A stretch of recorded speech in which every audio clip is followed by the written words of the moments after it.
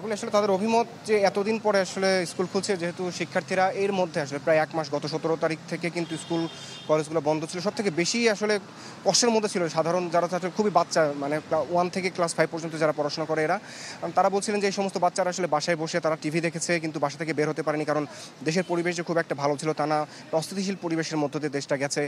কারো বাসায় কেউ যেতে পারেনি, কোনো বন্ধুদের সাথে চলাফেরা করতে পারেনি, খেলা করতে পারেনি।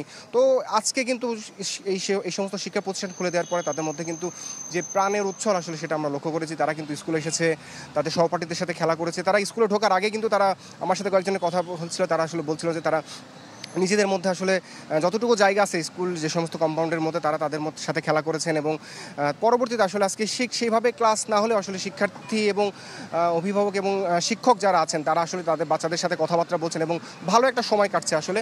আর আরেকটি তথ্য যদি আমি আপনাকে দিই, সব এলাকা যদি চাও টেস্ট স্বাদ হট টমেটো সস বেস্ট। স্বাদ হট টমেটো সস এখন নতুন স্বাদে। কিন্তু একই পরিবেশ আসলে আমি এখন রয়েছি রাজধানীর বেইলি রোডে ভিকারুননিসা স্কুলের সামনে। এখানে কিন্তু শিক্ষার্থীদের সেই ধরনের কোনো পদচারণা নেই।